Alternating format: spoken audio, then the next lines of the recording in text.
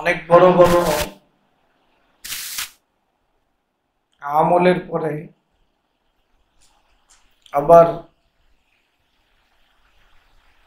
জুমার মতো এক দামি দিনে জমা করছেন, এই জন্য সবাই বলে আলহামদুলিল্লাহ। আমরা ঈদের আগের 2 সপ্তাহ শুধু ভিন্ন আলোচনা করছিলাম।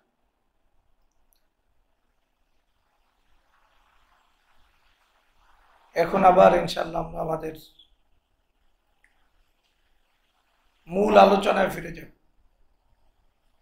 সেটা হলো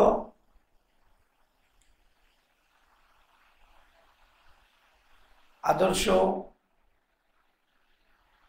মা এবং বোন এবং আদর্শ নারী কারা, কি যোগ্যতায়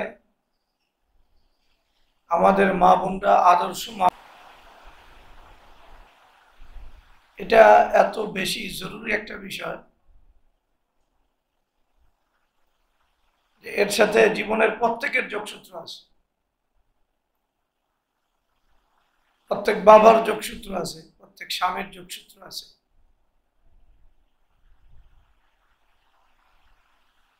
একটা পরিবারের মূল যদি আমরা চিন্তা করি, মূল বলতে সন্তান প্রতিপালনের জিম্মাদারি যার, তিনি হলেন কারো বিবি, কারো বোন, আবার কারো মা।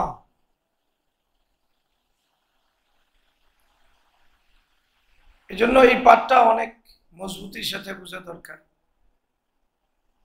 যদি পারিবারিক জীবন না টিকে, বৈধ পারিবারিক জীবন নষ্ট হয়ে যায়, তাহলে শুধু পরিবার নষ্ট হবে তা না, পুরা পৃথিবী নষ্ট হবে, আল্লাহর দ্বীন বিরান হবে, নষ্ট হবে। আর পরিবার টিকে হলো যখন স্ত্রী স্বামীর কথা আল্লাহ তাআলা যে স্তরে স্বামীকে রাখছে ওই স্তরে মাইনা নেয়।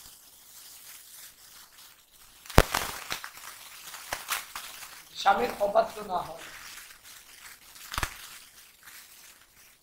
অবশ্য বর্তমানে আমরা যাদেরকে স্বামী হিসাবে দেখি, এদের ত্রুটির কোনো অভাব নাই। ওটা আমরা পরে আলোচনা করব। এখানে যেটা আমাদের মূল আলোচনার বিষয়, সেটা হলো যে আল্লাহ তাআলা পবিত্র কোরআনে রাসূলুল্লাহ সাল্লাল্লাহু আলাইহি ওয়াসাল্লামের বিবিদেরকে সুস্পষ্ট ফাহিশার ভিতরে জড়াতে নিষেধ করছেন। এটার চতুর্থ অর্থ যেটা, ওটা আমরা আলোচনা করতেছিলাম, সেটা হলো স্বামীর অবাধ্যতা।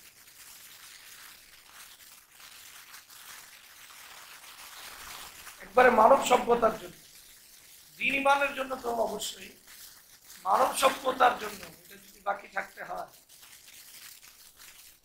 বা মানুষের পরিচয় দিয়ে যদি মানুষ হিসাবে বাঁচতে চায়, মানুষের পরিচয় নিয়ে, মানুষের পরিচয় দিয়ে মানুষ যদি মানুষ হিসাবে বাঁচতে চায়, তাহলে পারিবারিক জীবনের কোনো কি নাই।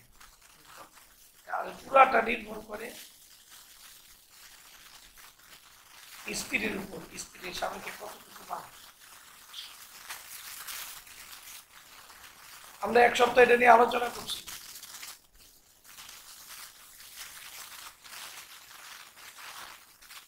এবং আশা করছি যে কিছু হাদিস আমাদের জানানো দরকার, যে আমরা বিষয়গুলো জানি, বাবাও জানে না, স্বামীও জানে না, ভাইও জানে না।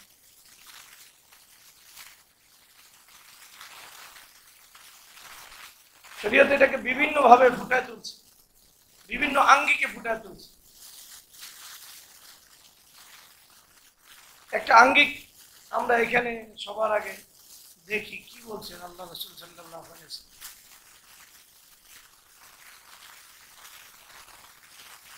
এক হাদিসে রাসূলুল্লাহ সাল্লাল্লাহু আলাইহি ওয়াসাল্লাম বলেছেন, লা ইয়ানবাগি লিশাইইন আন ইয়াসজুদা লিশাইইন ولو كان ذلك لكان النساء يسجدن لأزواجهن। কেউ কাউকে সিজদা করতে পারে না, কেউ কাউকে কি করতে পারে না। যদি এই অধিকার কারো দেওয়া হতো বা কেউ পারত সিজদা করতে, তাহলে স্ত্রীরা তাদের স্বামীদেরকে সিজদা করার সুযোগ পাইত, যোগ্য হতো। এই হাদিস বিভিন্ন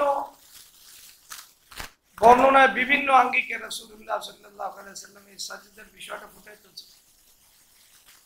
আরেক বর্ণনা আয়েশা রাদিয়াল্লাহু তাআলা আনহা থেকে রাসূলুল্লাহ সাল্লাল্লাহু আলাইহি ওয়াসাল্লাম ইরশাদ করেছেন, লাউ কুনতু আমিরান আহাদান আইয়াসজুদা লি আহাদিন লা আমারতুল মারআ আন তাসজুদা লি যাওজিহা। যদি আমি কাউকে নির্দেশ দিতাম অন্য কাউকে সিজদা দেওয়ার জন্য, স্ত্রীকে নির্দেশ দিতাম তার স্বামীকে সিজদা করার। যদি দিতাম তাহলে দুনিয়াতে একমাত্র বিবিদেরকেই নির্দেশ দিতাম তার স্বামীদেরকে কি করতে।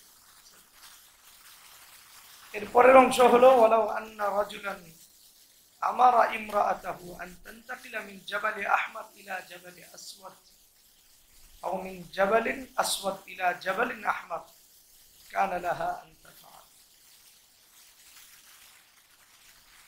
রাসূলুল্লাহ সাল্লাল্লাহু আলাইহি ওয়াসাল্লাম বলতেছেন এই হাদিসের শেষ অংশে, যদি কোনো স্বামী তার স্ত্রীকে নির্দেশ দেয় লাল পাহাড়কে সরাইতে, কালা পাহাড়ের নিয়ে জায়গায় নিয়ে যেতে, আর কালা পাহাড়কে লাল পাহাড়ের জায়গায় নিয়ে আসতে, অথবা এর বিপরীত যদি নির্দেশ দেয় স্বামী, কানা লাহা আন তাফআল, তাহলে স্ত্রীর জন্য সেটাই করা লাগবে। কে বলতেছে? রাসূলুল্লাহ। বিষয়টা পরে খুলে বলতেছি। হাদিসগুলো অনেকগুলো হাদিস, তো হাদিসের সবগুলো কথা একসাথে আসলে ভালো। তাহলে এই হাদিসে বাড়তি একটা অংশ আছে। বাড়তি অংশটা হলো পাহাড়কে যদি স্থানান্তরিত করতেও স্বামী বলে, তাহলে স্ত্রী সেটাও করতে বাধ্য। এটাই হাদিসের একটা মর্ম, বাড়তি মর্ম। সিজদা তো আছে। অন্য জায়গায় এই হাদিসটা আরো আঙ্গিকে, ভিন্ন আঙ্গিকে রাসূলুল্লাহ সাল্লাল্লাহু আলাইহি ওয়াসাল্লাম বলেছেন, তো মানুষের জন্য কোন মানুষকে সিজদা করা উচিত না, সিজদা করতে পারে না। যদি পারতো তাহলে আমি অবশ্যই স্ত্রীকে নির্দেশ দিতাম স্বামীকে সিজদা করতে। স্বামীর মহান হক কার উপর রয়েছে? স্ত্রীর উপর রয়েছে, এই জন্য আমি নির্দেশ দিই। এরপর রাসূলুল্লাহ সাল্লাল্লাহু আলাইহি ওয়াসাল্লাম বলতেছেন, ওয়াল্লাযী নাফসি বিয়াদিহি, রাসূলুল্লাহ ওই জাতের কসম যার কবজায় আমার জীবন, যার কবজায় কি আমার জীবন। কি কসম করছেন রাসূলুল্লাহ সাল্লাল্লাহু আলাইহি ওয়াসাল্লাম? লাউ আন্না মিন কাদামিহি ইলা মাফরাকি রাসিহি কুরহা, যদি স্বামীর একবারে পা থেকে মাথা পর্যন্ত যখন থাকে, ফোড়া থাকে, তামবাদিসু বিল কিহি ওয়াস সাদিদ, যেটা থেকে রক্তপুষ একবারে গড়ায় পড়তেছে, সুম্মা আকবালাত, এরপরে বিবি আসছে, তালহাসুহু মা আদনাত হাক্কা, বিবি যদি একবারে পা থেকে মাথা পর্যন্ত রক্তপুষ একবারে চাইটা সাবারও করে, তারপরও স্বামীর যে হক, এই হক আদায় হবে। হাদিস সহিহ। সিজদার সাথে আরেকটা বিষয় এখানে যোগ পাওয়া গেছে, একটা হলো পাহাড়কে স্থানান্তরিত করা, আরেকটা হলো পুরা শরীর যদি জখম হয় আর যদি সে এটা করতে চেষ্টা করে, তারপরও স্বামীর হক আদায় হবে না। এটা কার কথা? আল্লাহ রাসূল সাল্লাল্লাহু আলাইহি ওয়াসাল্লাম। এবার আমাদের এই হাদিসটা বোঝা দরকার। আমি ভিন্ন আঙ্গিকে আনলাম এজন্য যে ভিন্ন শব্দগুলো আছে। প্রত্যেকটা হাদিসে সিজদার কথা আছে। বাড়তি হাদিসের দুইটা বিষয় আরো আছে। একটা হলো পাহাড়কে স্থানান্তরিত করা, আরেকটা হলো একবারে রক্তপুষ, এটাকে যদি সে এটাও শেষ করে তাহলে কি হবে না। প্রথমে আমরা সিজদার কথাটা বলি, সিজদা আসলে বিষয়টা কি, এবং এখানে সিজদার প্রসঙ্গটা আসলো কেন। এটা হলো হাদিসটা বোঝার জন্য জরুরি। আমরা এই কথা জানি সবাই, সিজদা করতে যদি আল্লাহ রাসূল সাল্লাল্লাহু আলাইহি ওয়াসাল্লাম কাউকে বলতেন, তাহলে স্ত্রীকে বলতেন স্বামীকে সিজদা দিতে। এটা জানেন না আমরা সবাই, সবাই জানে, কিন্তু হাদিসের অর্থটা আসলে কি, এত গুরুত্ব দিয়ে আল্লাহ রাসূল সাল্লাল্লাহু আলাইহি ওয়াসাল্লাম সিজদার কথা কেন আনলেন? সিজদার মাহাত্ম্য বুঝলে আমরা এটা বুঝবো সিজদা কি।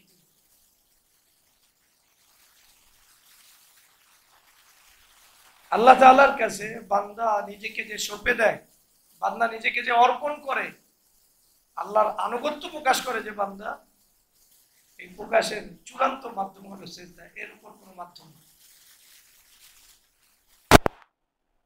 বান্দা যখন আল্লাহর কাছে নিজেকে সঁপে দেয়, সঁপে দেওয়ার চূড়ান্ত মাধ্যমের নাম কি? সিজদা। একটু ভাবেন তো, সিজদা কিভাবে বান্দা নিজেকে সঁপে দেয়? বান্দা সঁপে দেয় হলো বান্দার যতগুলি উঁচু অঙ্গ প্রত্যঙ্গ আছে, অর্থাৎ মাথা, চোখ, নাক, পুরা চেহারা, একবারে চেহারাকে আল্লাহর জন্য সর্বোচ্চ বিনয়ের সাথে চেহারা আর মাথা একসাথে বরাবর করে। চেহারা আর মাথা কি করে? একসাথে বরাবর। তো চেহারা বরাবর করে পায়ের সাথে মিলাইয়া দেখবেন, পায়ের যে আঙ্গুল, সাধারণত পা মানুষ ব্যবহার করে হাঁটার জন্য, চলার জন্য, চলতি পথে যত নাপাক কান্দা যা আছে সবকিছু পায়ের ভিতরে লাগে। যখন মানুষ নিজেকে একেবারে পুরাপুরি অর্পণ করে, তার মানে হলো আল্লাহর সামনে সে তার অবস্থানকে মানে না। তার অবস্থান, আমার কোনো অবস্থান নেই, আমার মাথা, আমার সবকিছু পায়ের বরাবর করে দিলাম। কিসের বরাবর? আরো থাকলে আরো কিছু করতে না। আমার কথা বুঝছেন? এই জন্য সিজদা উঁচু জায়গায় যে ইশারা দিয়ে সিজদা করে, সেখানে অনেকে কাঠ ব্যবহার করে, এটা নিষেধ, কাঠ ব্যবহার করা যাবে না। কেন যাবে না? না যাওয়ার কারণটা কি? অথচ কাঠ ব্যবহার করলে মাথা তো লাগে না, আসলে বিষয়টা ওইটা না। বান্দার চাওয়া হইলো এই মাথাকে পুরোপুরি পায়ের বরাবর করবে। মাঝখানে যদি কাট দেয় তাহলে তো আটকে গেল, পা বরাবর হইলো না। সে দিতে পারে না, যতটুক দিতে পারে ততটুক দিয়া বাকিটা আল্লাহর উপর হাওলা করে সে দিলের ভিতরে আকুতি রাখে, আমি তো চাইছি পুরা মাথাকেই দিতে, কিন্তু আমার মাথা এতটুকুই নামে, বাকি আরো নামলে আরো আমি নামাই। সেটাতে নিষেধ। অনেকে আবার টেবিল দুইটা বানায়, একটা বসার লেগে আরেকটা সাজেদার, এটা নিষেধ, এটা করা যায় না। এটা সেজদার মর্ম ফুটে না এর ভিতরে। তার মানে বান্দা যতটুক পারে অতটুক মাথা নামাবে, বাকিটা বলবে আল্লাহ আমার তো চাওয়া ছিল পুরা মাথা তোমাকে দিয়ে দেব। কি দিয়া দিব? একজন মানুষ মাথা দেওয়া মানে হলো তার নিজের রায়, নিজের অভিব্যক্তি, নিজের সব কিছুকে একবারে আল্লাহর ইচ্ছার সামনে সমর্পণ করে। তাহলে আল্লাহ তাআলার আনুগত্যের জন্য আল্লাহর সাথে বান্দার সবচেয়ে বিনয়ের যে প্রকাশ, ওই প্রকাশের নাম কি? এর চেয়ে বড় কিছু নাই, এর চেয়ে বড় কিছু হতে পারে না। এবং এজন্য এই বান্দা যখন নিজেকে নামায় সেজদায়, বান্দা তত বেশি আল্লাহর কাছে বড় হয়, তত বেশি বড় হয়। তত বেশি বড়। সেজদার কথা বারবার বলার কারণ আরো অনেকগুলি হাদিস আছে, আমি শুধু একটা হাদিস মানে কয়েকটা 3টা হাদিস বলছি। এই হাদিসের অভাব নাই, ভিন্ন ভিন্ন বর্ণ। তার মানে রাসূলুল্লাহ সাল্লাল্লাহু আলাইহি ওয়াসাল্লাম যেটা বুঝাইতে চাইছে, একজন মেয়ের জন্য, যিনি বিবি, তার জন্য আল্লাহ তাআলার পরে কারো কাছে যদি সর্বোচ্চ বিনয় হতে হয়, সর্বোচ্চ আনুগত্য প্রকাশ করতে হয় কারো কাছে দ্বীনের পরে, আল্লাহ তাআলার পরে, তাহলে সেই স্থানটা একজন মেয়ের ভিতরে থাকবে। কার স্থান? স্বামীর না বাবার? স্বামী। স্পষ্ট কিনা? সর্বোচ্চ আনুগত্য প্রকাশক যে বিষয়টা, সেজদার বিষয়টা বারবার আনার কারণ হলো আল্লাহ তাআলার আনুগত্যের জন্য বান্দা যে আদিষ্ট এবং সবচেয়ে বেশি আনুগত্য করার যে আদিষ্ট, এরপরে নারীর জন্য যেটা নির্দেশ, সেটা নির্দেশ হলো নারী কার অনুগত হবে? স্বামীর অনুগত। একবারেই আল্লাহ তাআলার সেজদার পরে নারীর কাছে সবচেয়ে বড় যে আনুগত্যের স্তরে যে থাকবে, সে থাকবে কে? স্বামী। শর্ত এটা তো সবসময় আছে, স্বামী যতক্ষণ শরীয়তের ভিতরে নির্দেশ তো থাকবেই। এই যে সেজদার বিষয়টা, এটা তাহলে একটা মেয়েকে বাবা এই কথা বুঝা দিতে হবে দিলের ভিতরে, যে তোমার কাছে সবচেয়ে বড় কি? ডাক্তার হওয়া, ক্যারিয়ার হওয়া, কি হওয়া তোমার কাছে সবচেয়ে বড়? এই হাদিসগুলো তার সামনে আনতে হবে যে তোমার কাছে সবচেয়ে বড় হলো স্বামীর অনুগত হওয়া, এটা সবচেয়ে বড়। আল্লাহ তাআলাকে সিজদা দেওয়ার পরে, আল্লাহর আনুগত্যের পরে তোমার কাছে সবচেয়ে বড় কোনটা হবে? ভাই তার বোনকে এই কথা শিখাবে, বাবা তার মেয়েকে এই কথা শিখাবে, স্বামী তার বিবিকে এই কথা শিখাবে। এটা তার দিলে বসায় দিতে হবে। শুধু একটা স্লোগান দিয়ে এনজিওদের আমাদের নারীদেরকে বের করে নিয়ে গেছে, স্বামীর কথা মানবে না, কুলে ঘরে আর থাকবে না। আমরা স্লোগানটা বেশ ছোট মনে করছি। স্লোগানটা ছোট না, স্লোগানটা অনেক অনেক বড় স্লোগান। একেবারে রাসূলুল্লাহ সাল্লাল্লাহু আলাইহি ওয়াসাল্লাম আল্লাহকে সিজদা দেওয়ার পরে যেটাকে গুরুত্ব দিয়েছেন, ওই বিষয়টাকে তারা কিন্তু একবারে সহজ সরল ভাবে আমাদের সামনে আনছে। মুসলমানদের কাছে দ্বীন ইমানের গুরুত্ব নাই, ভাবনার সাথে দ্বীন ইমানের যোগসূত্র নাই, নচেত মুসলমানরা বুঝতো বিষয়টা কত জটিল। স্বামীর কথা, এই যে স্বামীর কথা মানবে না, এই যে তার যে স্লোগান, এই স্লোগানটা একজন নারীর জাহান্নামী হওয়ার সবচেয়ে বড় আলামত। একজন নারীর জাহান্নামী হওয়ার কি সবচেয়ে বড় আলামত? আমরা দেখবো ইনশাআল্লাহ, এটা সবচেয়ে বড় আলামত জাহান্নামী। কারণ একজন নারী যদি স্বামীর কথা না মানে, তাহলে পুরা বংশধর নষ্ট হয়, পরিবার নষ্ট হয়, সমাজ নষ্ট হয়, পৃথিবী নষ্ট হয়, যুবকরা নষ্ট হয়, ইমানদাররা নষ্ট হয়। তখন তাকে দিয়া যা খুশি তাই করা যায়। এখানে দুইটা দিক অবশ্যই আমাদের মনে রাখতে হবে। একটা হলো একটা মেয়ের স্বামীর কথা মানা, মানে একটা জাতিকে রক্ষা করা, বিশ্ববাসীকে রক্ষা করা, দ্বীন আর ঈমানকে রক্ষা করা। যদিও এটা মানতে তার একটু কষ্ট, কিন্তু তার বিষয়টা সে যদি এটা মাইনা নেয়, তাহলে সে আসলে দেখা যায় যে শুধু স্বামীকে মানতেছে, আসলে শুধু স্বামীকে মানতেছে না, পুরো একটা পরিবারকে বাঁচায় দিতেছে, পুরো একটা প্রজন্মকে বাঁচায় দিতেছে, পুরা বিশ্বকে বাঁচায় দিতেছে, পুরা যুবকদেরকে বাঁচায় দিতেছে, সবাইকে সে বাঁচায় দিতেছে। এক কথায় সে ইসলামকে তো রক্ষা করতেছে, আবার মানুষকে মানুষ পরিচয় দেওয়ার জন্য যা দরকার এক্ষেত্রে তার অবদান সবচেয়ে বেশি, সবচেয়ে বেশি।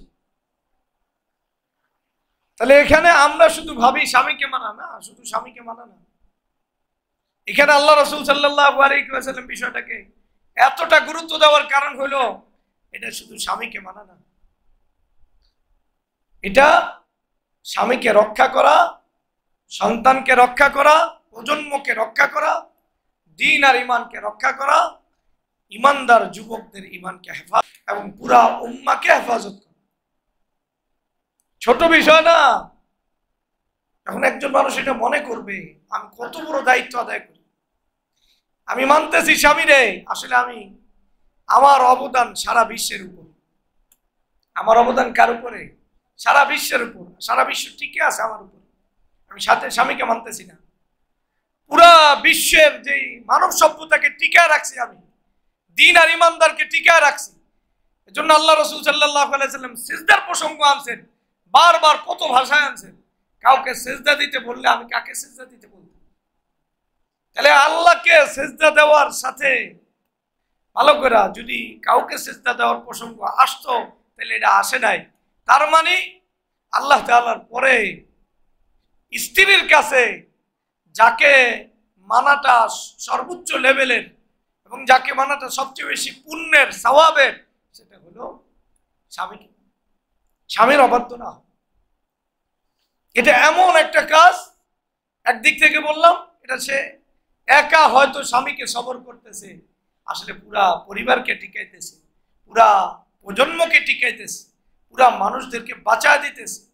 নারীর ফিতনার কারণে আজকের পৃথিবীর সবার দ্বীন ঈমান ইল্লা মাশাআল্লাহ, আল্লাহ যাকে বাঁচায়, এছাড়া যে হারে মানুষের ভিতরে দ্বীন ঈমানের প্রতি অনাগ্রহ, এই সব কিছুর পিছনে দায় হলো স্বামীকে নামাই। স্বামীকে নামাই না, স্বামীর প্রথম আর এটা থাকে ঘরের ভিতরে থাকতে, কোথায় থাকতে? ঘরের। তাহলে স্বামীকে না মানার কারণে আজকাল যত ফিতনা, যত ফাসাদ, যত খুন, যত রাহাজানি, যত দ্বীন আর ঈমানের হীনতা, মানুষের দিল থেকে আল্লাহকে বিদায় দিছে। মানুষ এখন মোবাইলে জয় করছে, নারীকে জয় করছে, কিন্তু আল্লাহকে বিদায় দিছে। তাহলে একদিক থেকে একটা নারী যে তার স্বামীকে মানতেছে, এটা কি শুধু স্বামীকে মানতেছে, সারা পৃথিবীকে টিকায় রাখতেছে? দুই নম্বর বিষয় হলো আসলে পৃথিবীতে নারীরা যে স্বামীর কথা মানে নাই, নারীরা যে স্বামীর কথা বাইরে গেছে, স্বামীর কথা বাইরে যাইয়া ঘরের বাইরে যে গেছে, পারিবারিক জীবনের বাইরে যে তারা গেছে, এতে আসলে নারীরাই তাদের সবকিছু হারাইছে। পুরুষ আসলে বাহ্যিকভাবে কিছুই হারায়।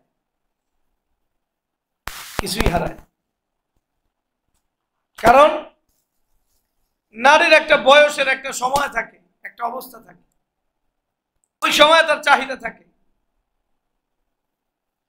এরপরে তার কোনো চাহিদা থাকে না। 50-এর আগেই নারীর চাহিদা খতম হয়ে যায়, নারীর প্রতি পুরুষের কি থাকে না? চাহিদা থাকে। এই যে চাহিদা না থাকার পরে এরপরের বয়সটা নারী কি করবে? কার সাথে থাকবে? তখন সবচেয়ে অসহায় নিঃস্ব হয় কে? নারী। আর পুরুষের ভিতরে আল্লাহ তাআলা শক্তি দিয়েছে বহুগামিতা, এটা পুরুষের মৌলিক শক্তি। পুরুষের জন্য যদি এই ছাদটা তৈরি করে দেয় নারী নিজেই, যে ওর মানে বিবি হয়ে সে থাকবে না, তখন পুরুষ এমনিই তো সৃষ্টিগতভাবে বহুগামী বোঝে, একাধিক নারীর প্রতি তার আসক্তি রয়েছে সৃষ্টিগতভাবে। তখন পুরুষ এই সুযোগটা পেয়ে যায়, তখন যার তার ইচ্ছা, তার চাহিদা পূরণ। তাহলে মূলত আল্লাহ তাআলা রাসূলুল্লাহ সাল্লাল্লাহু আলাইহি ওয়াসাল্লামের মাধ্যমে আমাদের যে নির্দেশ শুনাইছেন, নারী তার স্বামীকে মানবে, স্বামীর কথা শুয়ে থাকবে, এতে আসলে সে বেঁচে যাবে। নচেত পুরুষ তার পরিবর্তে আরেকজনকে গ্রহণ করে নিবে, এইভাবে তার বলতে থাকবে, এতে নারীরা ক্ষতিগ্রস্ত। আপনি বৃদ্ধাশ্রমের খবর নেন, পৃথিবীব্যাপী একটা রিপোর্ট নেন, এটা আমি এমনি একটু বলার জন্য বললাম। রিপোর্ট নিয়ে দেখেন ওই বৃদ্ধাশ্রমের সংখ্যা নারীদের বেশি না পুরুষের বেশি, আপনি খবর নেন, দেখবেন এটার মানে 70 উপরে পার্সেন্ট, আর উপরে 90% যদি দেন ভুল হইব না, সংখ্যায় কে আছে? নারী আছে। এই যে অসহায়ত্বের একটা বড় কারণ, এই বড় কারণের পিছনে যে স্বামীর ঘরে থাকার যে কথা শরীয়ত আমাদেরকে শিখিয়েছে, স্বামীকে মানা, ঘর সংসার নিয়ে থাকা, এটা আসলে তার হেফাজতের জন্য ছিল। পুরুষ তো বহু ফুলের সন্ধানী, এখন যদি স্ত্রী সবর করে এটাকে নিত, তাহলে পুরুষরা এত জায়গায় যাওয়ার সুযোগ পাইত। একবার যখন পুরুষরা অপরাধের পথে পা বাড়ায়, তখন আর ভালো পথে ফিরে আনা যায় না, আনার কোনো সুযোগ থাকে না, থাকে না। এই কিছুদিন আগে দেখবেন একজন মারা গেছে, যাক এই খবিসের নাম বলতেও ভালো লাগে, সমস্ত আল্লাহর দুশ্মনদের নাম কোথায় আসলে ভালো লাগে, মরছে এক খবিস। এটা নিয়ে অনেক আলোচনা, পত্র পত্রিকা, মারা গেছে। মারা যাওয়ার মানে মূল প্রেক্ষাপট তৈরি করছে একজন নারী। কে তৈরি করছে? মানে ওর একটা মানে যেই বয়স, ওর মেয়ের চেয়ে আরো মানে ওর মেয়ের কিল্লিয়াগুলো কইছি আর কি, শয়তানের মেয়ে শয়তানই তো হয়, বুঝানোর জন্য বললাম। ওর মেয়ের চেয়ে আরো ছোট কোনো মেয়ে হইতে পারে, এটার লইয়া গেছে গা, এটার লোভে গেছে গা হয় একবারে। তাহলে এই যে একটা খবিস তার জীবনটাকে দিয়ে দিল, আপনি কি মনে করেন বাকি একজন নারীর পিছনে তার জীবনকে কাটাইছে না হাজারো নারীর পিছনে জীবনটাকে কাটাইছে? ওদের পারিবারিক জীবন যেটা, এটা আপনারা যেটা দেখেন, এটা একটা হলো কি জানি কয়, আমার কি বলবো, লোক দেখানো বললেও মানে হয় এটা ঠিক না।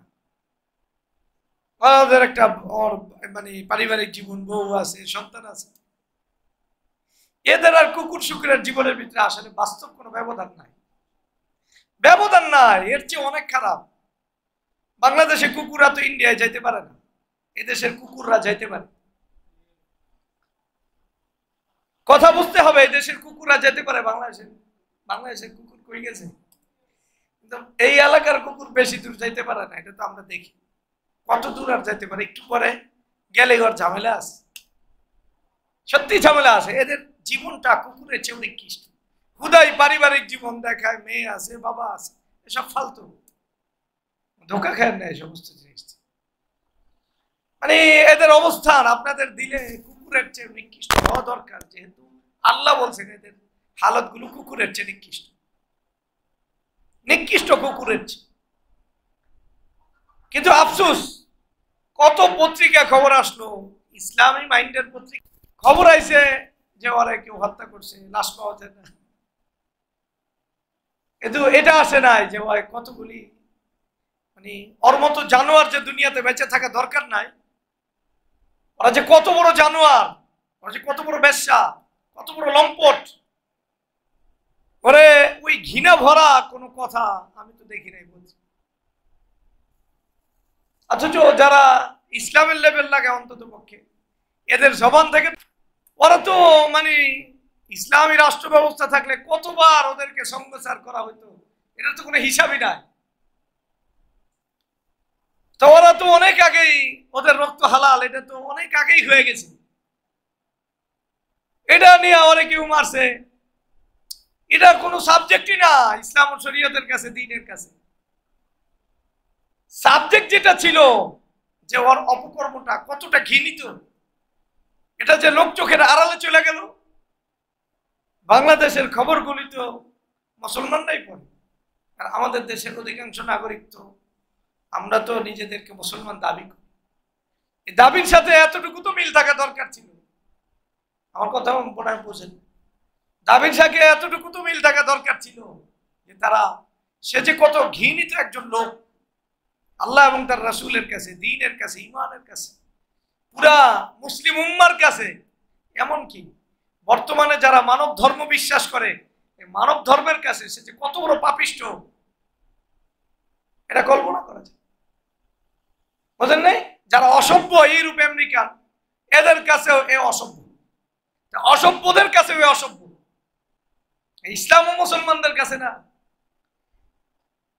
যাই হোক, আমি উদাহরণ দিতে গিয়ে একটা কথা তুললাম, নালে এই সমস্ত নাপাক লোকদের আসলে নাম আমি বলি নাই, বলছি নাপাক লোকদের কথা বলা আসলে মানায় না জুমার বারে, কিন্তু বুঝাইতে গিয়া বুঝানো যে নারী যদি আসলে স্বামীকে মানে, তাহলে মূলত এটা তারই স্বার্থ রক্ষা হয়।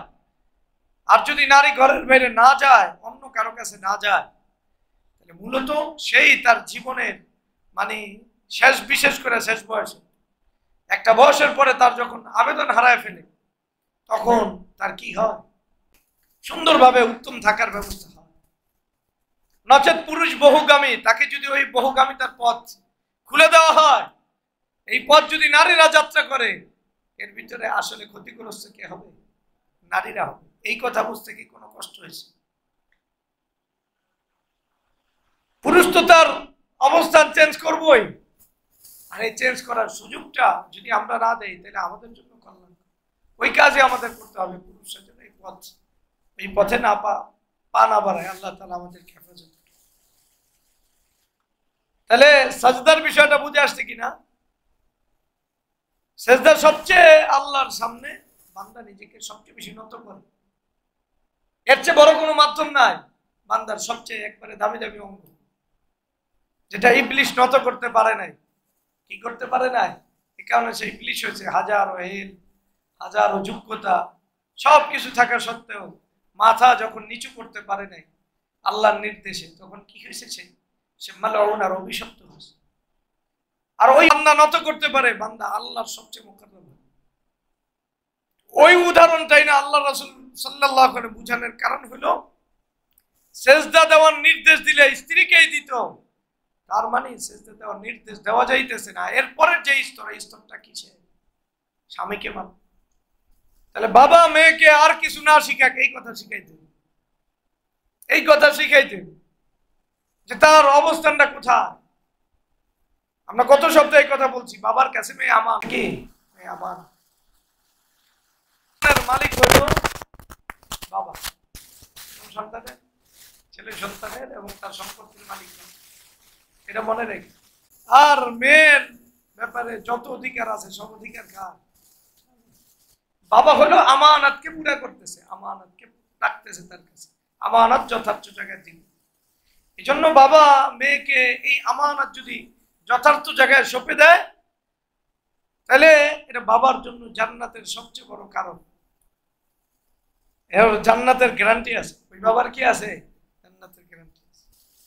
এরপর রাসূলুল্লাহ সাল্লাল্লাহু আলাইহি ওয়াসাল্লাম সিজদার সাথে আরেকটা বিষয় আনছে।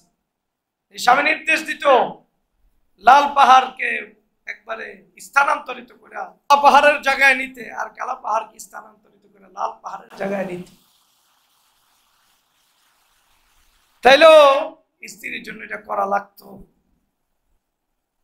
এমনি তো নারীরা দুর্বল, আর বোঝা বহন করার ক্ষেত্রে আরো দুর্বল।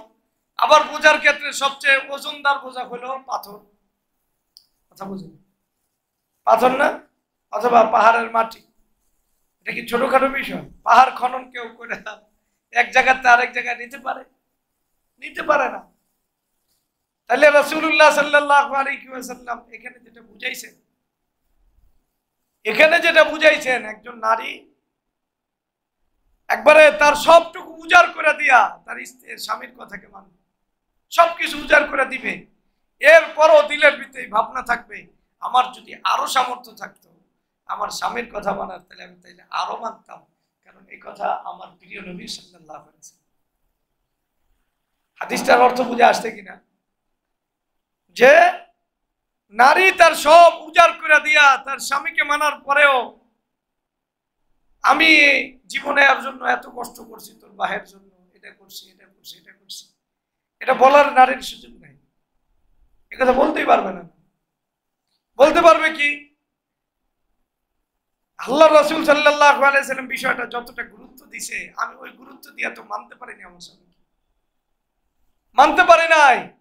সে তার জীবন যৌবন সব উজাড় করে দেওয়ার পরেও তার দিলের ভিতরে আকুতি, না না, আমার যদি আরো সামর্থ্য থাকতো তাহলে আমি আমার স্বামীকে আরো মানতাম। একটু কিছু না কিছু কষ্ট অনেক সময় বিবিরা করতেই পারে, করে, কিন্তু এরপরে সে জীবনে এটা একবারে এটা কয় সুদে আসলে বরাবর করে দেয়। একবারে কি করছে না করছে সব কইতে থাকে। তাহলে এখানে মুখ বন্ধ করায় দেওয়া হয়েছে।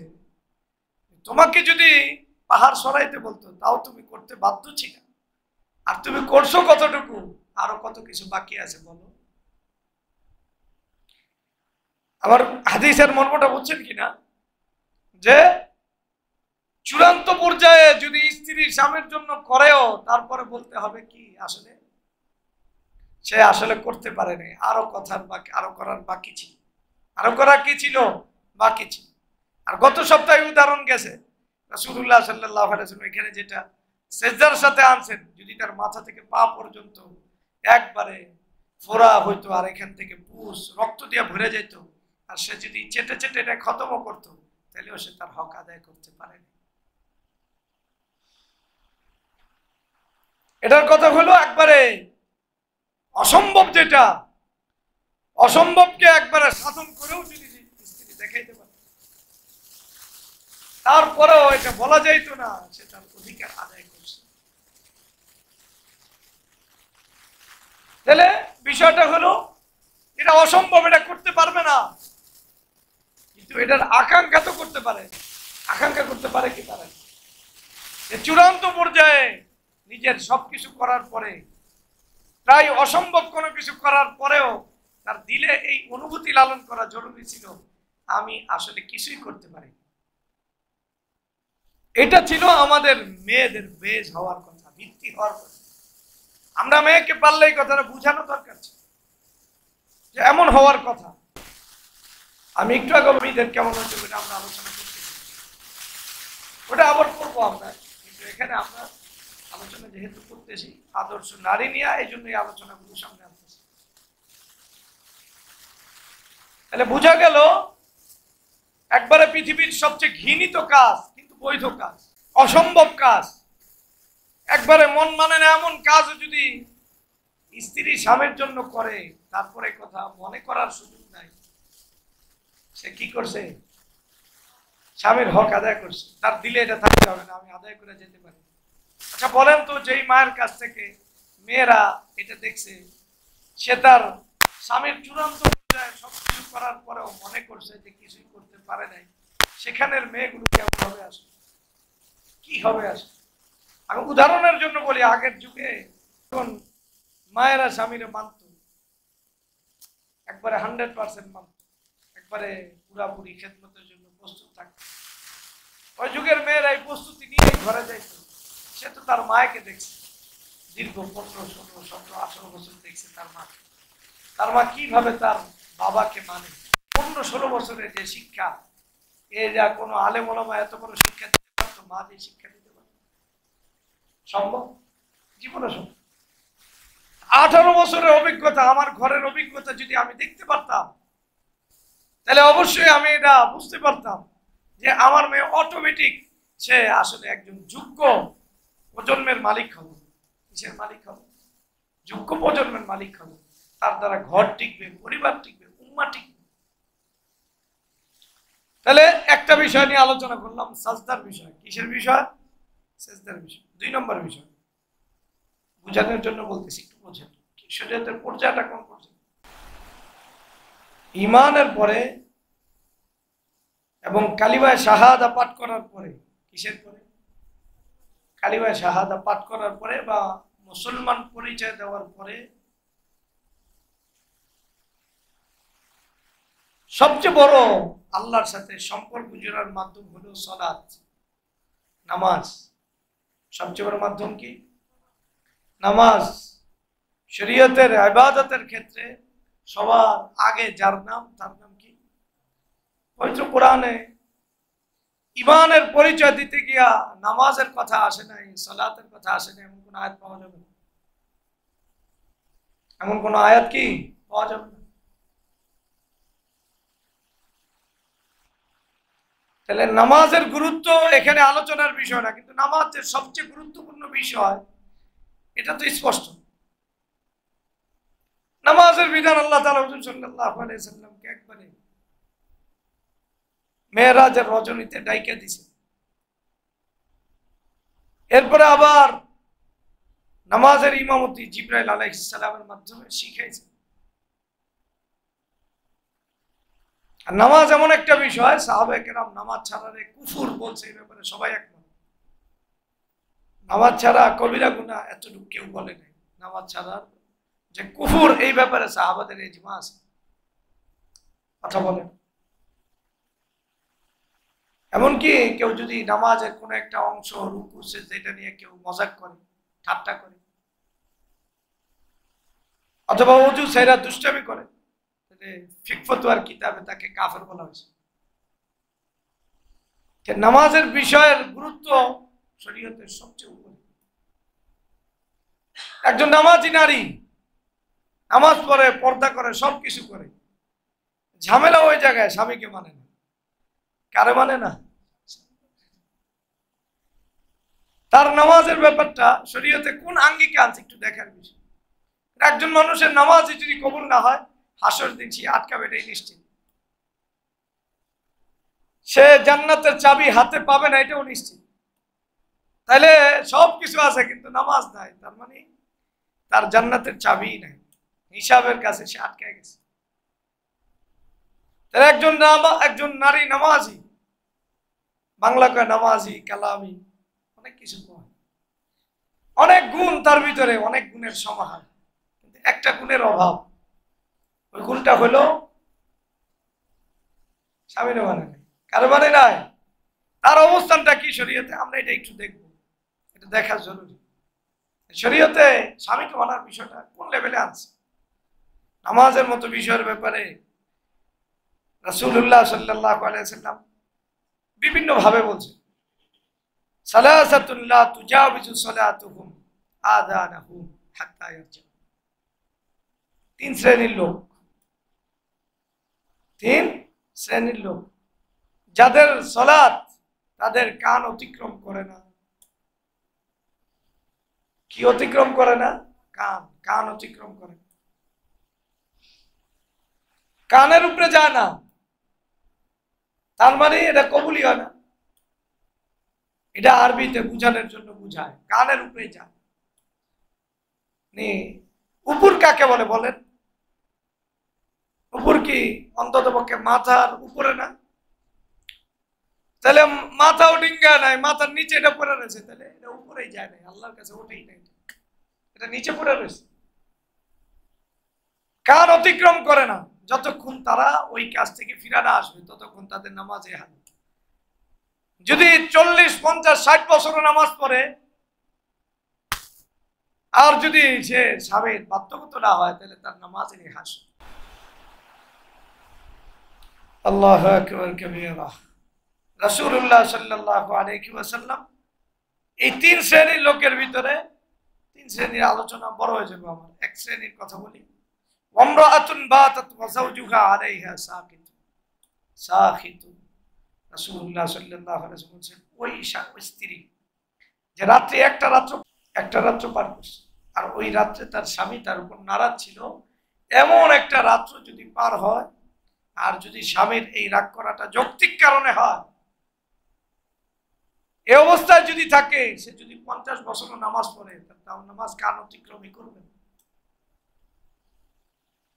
তাহলে শরীয়তের বিষয়টা একটু আমাদের ভাবা দরকার, যে একজন স্ত্রী যদি নামাজই কবুল না হয়, আর কি কবুল হবে?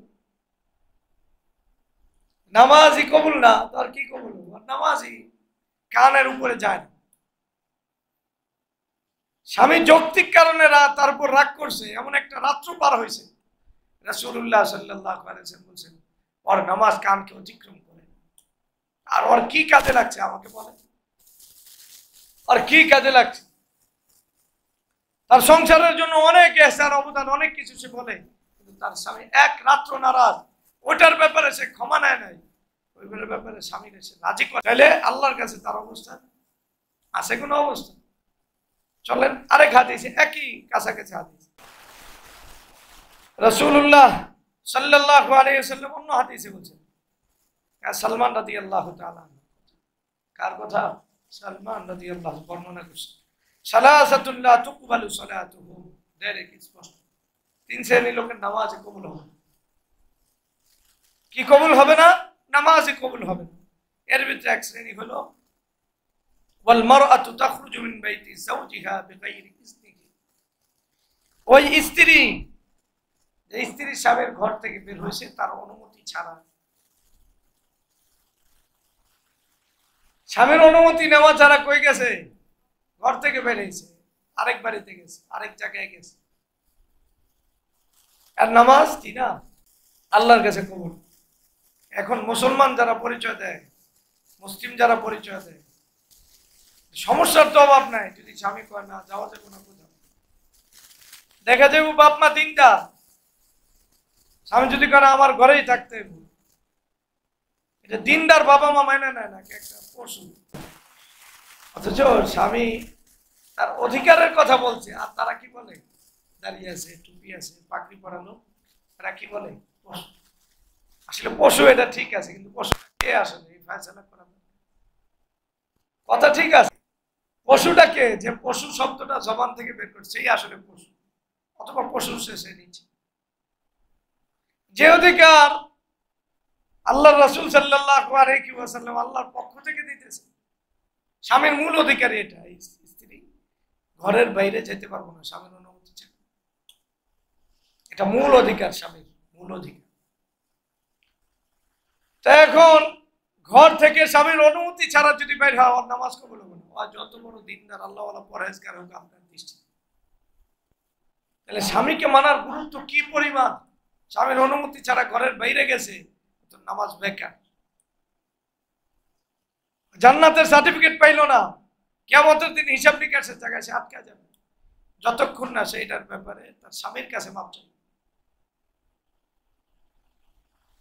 শুধু একটু ঘর থেকে বের হওয়ার বিষয়টা কতটা জটিল, যে তার নামাজের মতো শরীয়তের সবচেয়ে বড় রকম, ওটা তার আল্লাহর কাছে কোনো দামি বানানোর সুযোগ নেই।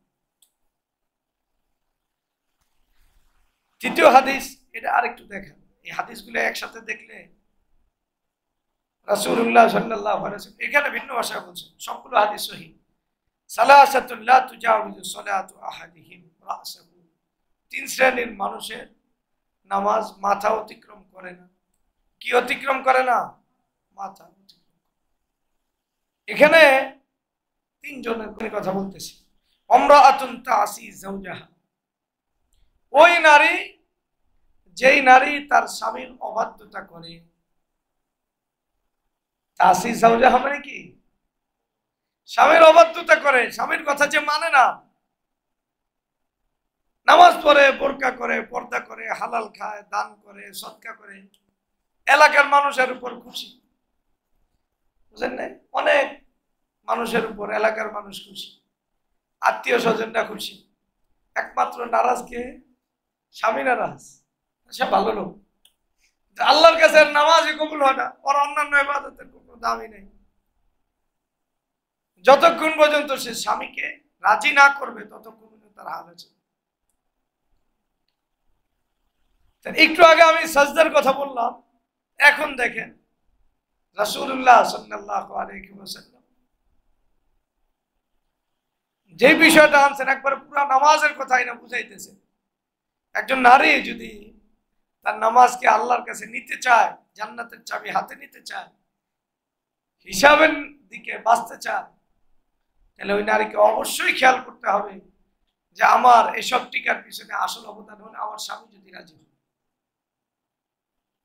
বাকি হয়, এটা বারবার আমি বলতেছি এবং বারবার বলবো, স্বামীর মতো স্বামী হওয়া না। স্বামী যদি দুষ্ট প্রকৃতির হয়, আল্লাহরে মানে না, আল্লাহর নির্দেশের বাইরে নির্দেশ দেয়, ওই স্বামীর কথা অবশ্যই আমরা বলতেছি, আমরা স্বামীর আলোচনা করবো ইনশাআল্লাহ, এবং এটা যুগের জন্য অনেক দরকার। এখন বাবা মায়েরা সন্তানকে বিয়ে করায়, মেয়েকে বিয়ে দেয়, কিন্তু আসলে ছেলে আসলে স্বামী হওয়ার উপযুক্ত হয়েছে কিনা এটা বাবা মা ট্রাই করে, বিশেষ করে বাবা দেখেন মেয়ে আসলে তার স্বামীর কাছে যাওয়ার উপযুক্ত কিনা সে তার দায়িত্বের ব্যাপারে খোঁজখবর রাখে কিনা এটা জানা যায়।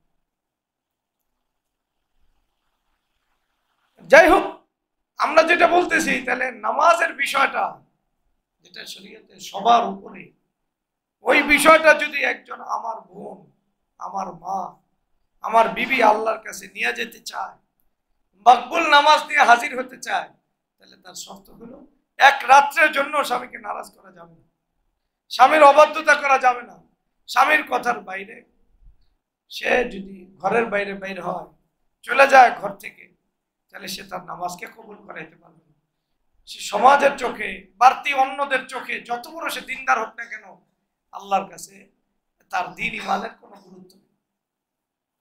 3 নম্বর বিষয় হলো নামাজের পরে গুরুত্বপূর্ণ যে বিষয়টা শরীয়তে আসে সেটা হলো সিয়ামের মাসলা, রোজার মাসলা। কিসের মাসলা? রোজার মাসলা। রোজাটা অনেক গুরুত্বপূর্ণ। রোজার ব্যাপারে দেখেন 2টা হাদিস লক্ষ্য করে। একটা যায়েদ ইবনে ওয়াহাব থেকে, যায়েদ ইবনে ওয়াহাব বলতেছেন, কাতাবা ইলাইনা ওমর, আমাদের কাছে বার্তা পাঠাইছে ওমর ইবনুল খাত্তাব রাদিয়াল্লাহু। গভর্নরদের কাছে বার্তা পাঠায় না, বার্তা পাঠাইছে। কি বার্তা? গভর্নররা জানি ওই এলাকার স্ত্রীদেরকে এই কথা জানায় দেয়। কি জানায় দিতে হইব? শব্দটা লা তাসুমু তাতাওয়ান ইল্লা বিইজনিহি। কোন নারী নফল রোজা রাখবে না তার স্বামীর অনুমতি ছাড়া। এটা রাজকীয় ফরমান। কি ফরমান? কার যুগের? ওমর ইবনুল খাত্তাব রাদিয়াল্লাহু তাআলা আনহুর যুগে। ইসলামের সোনালী যুগের যদি উপমা দিতে হয়, তাহলে সবার আগে কার যুগকে আনতে হবে? ওমর ইবনুল খাত্তাব রাদিয়াল্লাহু তাআলা। একবারে রাষ্ট্রীয় ফরমান জারি করে দিচ্ছে। ফরমান কি? রোজা রাখতে পারবে না, নফল রোজা কি রাখতে পারবে না স্বামীর অনুমতি ছাড়া।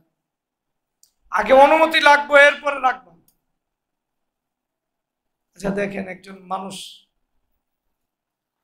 বিশেষ করে একজন নারী, ইবাদতের শখ ওই যুগে অনেক বেশি ছিল। এই যে হাদিসের প্রেক্ষাপট বুঝতে সহযোগিতা, নারীদেরকে সাধারণত বুঝাইতে পারলে তাদের ইবাদতের আগ্রহ পুরুষের চেয়ে অনেক বেশি। নারীরা যতক্ষণ তসবিহ টিপতে পারবো, পুরুষরা তখন পারবো না।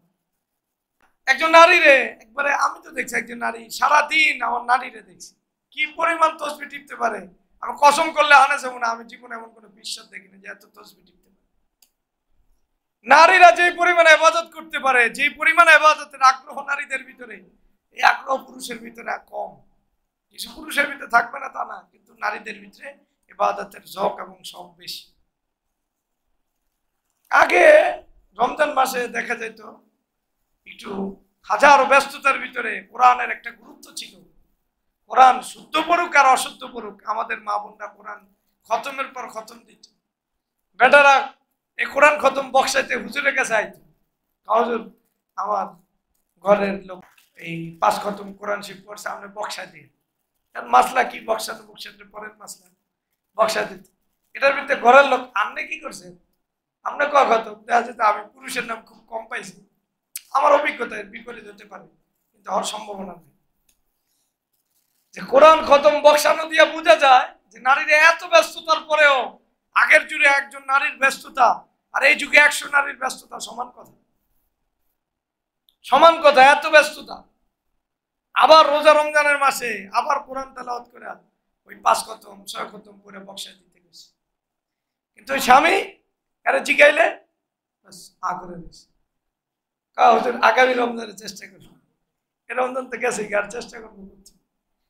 বিষয়টা বুঝা যে ওমর ইবনুল খাত্তাব রাদিয়াল্লাহু তাআলা এই ফরমানটা কেন দিলেন, দেওয়ার তো প্রেক্ষাপট আছে। নারীরা নফল নামাজ, নফল রোজার প্রতি আগ্রহী বেশি। এটা নারীদের একবারে ফিতরি বিষয়। তো ওই নারীদেরকে বুঝানো হইতেছে, খবরদার, স্বামীর অনুমতি ছাড়া তুমি নফল রোজা রাখো, নফল রোজা রাখো না। একজন নারী নফল রোজার প্রতি আসক্তি আছে, ওই নারীর নফল রোজার চেয়ে বেশি গুরুত্ব দেওয়া হয় কিসের জন্য?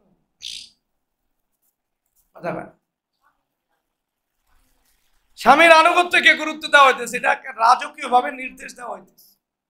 রাষ্ট্রীয় নির্দেশ, রাষ্ট্রীয় ফরমান জারি করা হয়েছে, এই নির্দেশের অধীনে সবার আসতে হবে। তাহলে স্বামীকে মানার স্তরটা এবং স্বামীর লেভেলটা কোন স্তরে রাখা হয়েছে, কারণ কি একটু ভালো করে বুঝেন। আমরা যে রোজার ফজিলত শুনি, আসমুলি ওয়ানা জিসি, এই সব রমজানে শুনি, তো মনে করি এটি সব ফজিলত হইল পবিত্র মাহে রমজানে যারা রোজা রাখে এদের জন্য, তো সবাই রোজা রাখে, তার ফজিলত কে লাভ কি? কথা বলছি না, ফজিলত শুনি না রোজার, যে আল্লাহ তাআলা ঘোষণা করবেন রোজা আমার জন্য। কোরআনে আর হাদিসে কোন জায়গায় আছে আল্লাহ রাসূল সাল্লাল্লাহু আলাইহি ওয়াসাল্লাম কোন জায়গায় বলছেন ফরজ রোজা আল্লাহ কইছেন ফরজ রোজা আমার জন্য, ওয়ানা আজিসি, আমি ফরজ রোজার বদলা আমি নিজের হাতে দেব। এটা ফরজ রোজার মাসলা না তো, আপনি এটা শুধু ফরজ রোজা লাগাইছেন কেন? মুসলমান দাবিদার সবাই তো ফরজ রোজা পড়বো, যে মুসলমান দাবি করতে চান আমার কথা ভিন্ন। মুসলমান দাবি করার পর রোজা নামাজ পড়বে না, এটা কি সম্ভব? কথা বল, সম্ভব? তাহলে ফজিলত তো সবাই পাইব, আল্লাহ সবাই এক নিজ হাতে পুরস্কার দিবে। তাহলে একটা বিশেষ একটা কথা বলার, অশেষ কথারে বিশেষ বানাইলেন কেমনে আপনি? কথাটা সবাই যদি পায় এটা তো অশেষ হয়ে গেছে, বিশেষ পুরস্কারের ঘোষণা কেমনে আসে? এই জন্য এই ফজিলত বয়ান করার সময় বুঝাই দিতে হয় যেটা শুধু ফরজ রোজার মাসলা না, ফরজ ফরজ প্লাস নফল রোজার যার আসক্তি আছে, ধারাবাহিক নফল রোজা যিনি রাখেন ওনার জন্য। আর নফল রোজার যদি হিসাব করা হয় তাহলে দেখা যাবে লোক খুঁজে পাওয়া যাবে না, লোক কি পাওয়া যাবে না, খুঁজে পাওয়া যাবে না। তার মানে ফজিলতটা কার জন্য?